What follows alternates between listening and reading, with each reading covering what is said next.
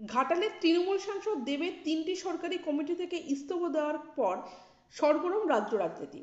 দলীয় নেতা মন্ত্রীরা এই বিষয়ে মুখ না খুললেও বিজেপির দাবি দুর্নীতি ঢাকতেই তড়িঘড়ি ইস্তফা দিয়েছেন দেব। আবার কেউ বলছেন সামনেই লোকসভা নির্বাচন, সেই নির্বাচনকে লক্ষ্য রেখে ইস্তফা দিয়েছেন তিনি। এমনকি দেব তৃণমূল ছেড়ে বিজেপিতে যোগদান দিলেও সেটা আশ্চর্যের হবে না বলে জানাচ্ছেন অনেকে।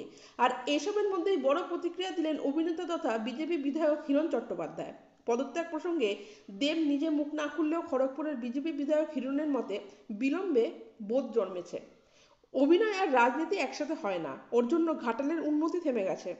এই দিন বেশ স্পষ্ট ভাষাতেই হিরণ জানিয়ে দিলেন রাজনীতি কোনো পার্ট টাইম জব নয়।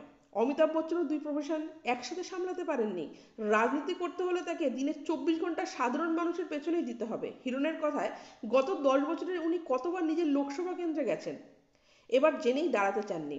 একই সাথে হিরণ এটাও বলেছেন দেবের সাথে তার কোনো ব্যক্তিগত বিরোধিতা নেই। এদিন সাংবাদিক সম্মেলনে হিরণ বলেন ঘাটালে শিশু উৎসবে প্রাক্তন বিধায়কের সঙ্গে মারামারি হয়েছে ওর, টেবিল ছোড়াছুড়ি মারামারি হয়েছে। সাধুবাদ জানাই 10 বছর পর হলেও বুদ্ধি হয়েছে তার।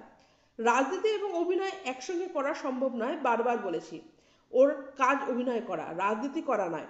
অভিনয় করতে করতে রাজনীতির নাম করে 5 বছর বাদে একবার ভোট চাইতে আসবো, তারপর জিতে গিয়ে আর আসবো না, সংসদে যাব না, এটা কাজের কথা নয়। এই বুদ্ধি আগে হলে ঘাটালের উন্নতি হতো।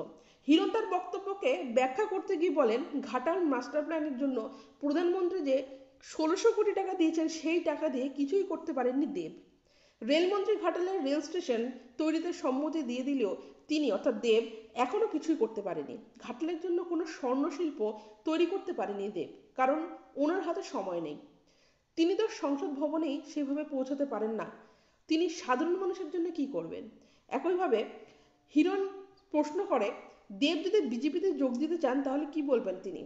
হিরণের জবাব রাজনীতির ময়দানে বড়ই আনপ্রেডিক্টেবল একটা জায়গা, এখানে যে কেউ আসতে পারে, সাধারণ মানুষের যেটাতে ভালো হবে আমি তার পক্ষে আছি।